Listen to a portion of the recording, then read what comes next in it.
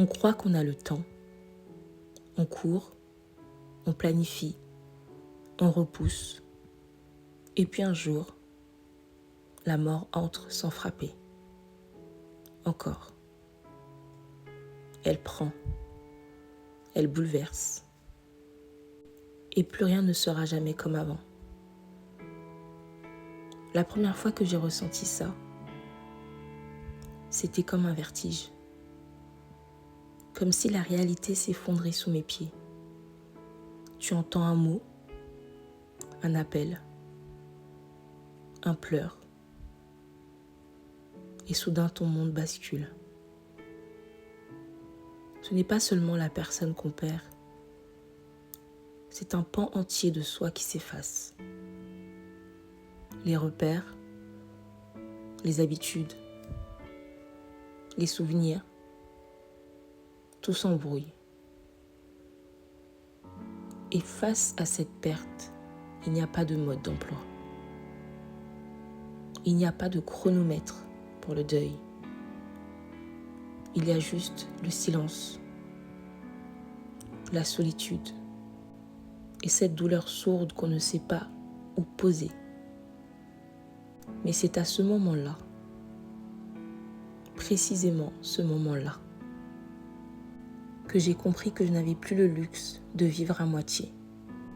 Il y a des morts qui t'arrachent le cœur et il y a celles qui t'arrachent l'âme.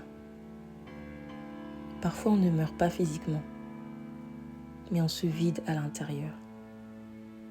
À chaque perte, j'ai eu l'impression qu'on m'arrachait une partie de mon histoire. Je n'étais plus la même. Je regardais les autres vivre, rire, courir. Et moi, j'étais là.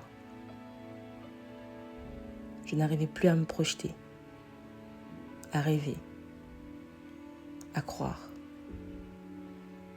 La mort laisse un vide, mais elle laisse aussi des questions. Pourquoi maintenant?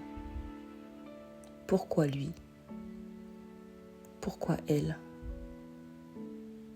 Et surtout, comment continuer à vivre quand celle ou celui qui t'a appris à le faire n'est plus là?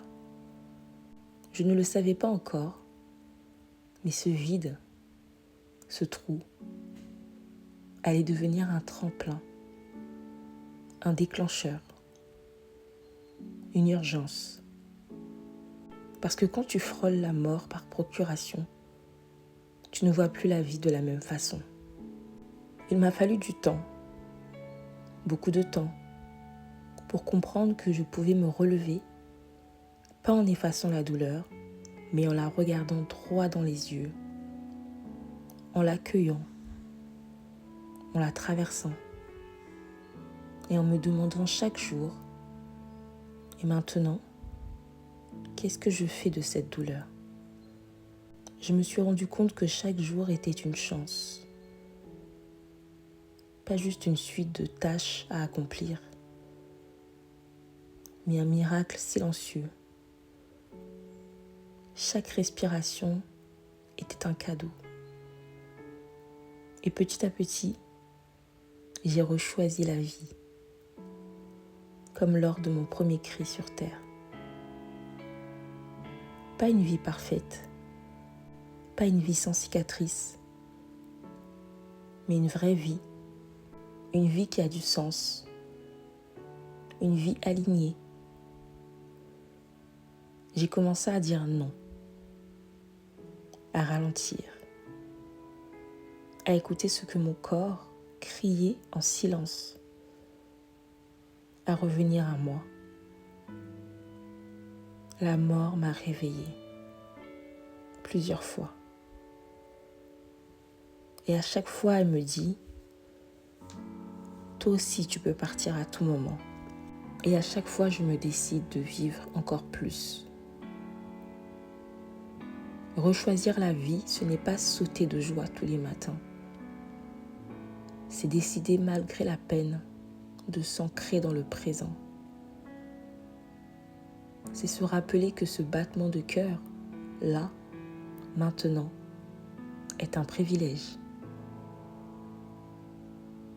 c'est prendre conscience que la vie n'attend pas, qu'elle se déroule avec ou sans toi. Alors j'ai recommencé à rêver plus fort, à aimer plus fort, à rire plus fort, à crier plus fort. J'ai transformé mes larmes en mots, mes blessures en messages, ma douleur en moteur. J'ai accepté de ne plus tout comprendre, de ne plus tout contrôler, mais de m'ouvrir à ce qui me dépasse. La vie n'est pas parfaite, mais elle est précieuse. Et quand tu as frôlé la perte, tu n'as plus envie de la gaspiller le moindre instant. Si tu écoutes ça, c'est peut-être que toi aussi tu traverses une période sombre, que tu portes un deuil, visible ou invisible, un manque, un vide, une blessure. Je ne suis pas là pour te donner de leçons, mais juste pour te dire, tu as le droit de souffrir. Tu as le droit de pleurer. Tu as le droit de ne pas aller bien. Et tu as aussi le droit de recommencer, de respirer à nouveau, de vivre pour toi, pour celles et ceux qui ne peuvent plus le faire. Parfois emportons-nous la mémoire des absents, alors vivons, non pas pour oublier, mais pour honorer. Vivons, non pas dans la peur, mais dans l'amour. Rechoisir la vie, c'est un acte de courage, un acte d'amour. Et tu es capable de le faire à ton rythme, à ta façon, avec tes larmes, avec ta lumière, parce qu'il y a encore de la beauté à vivre et tu mérites d'en faire partie.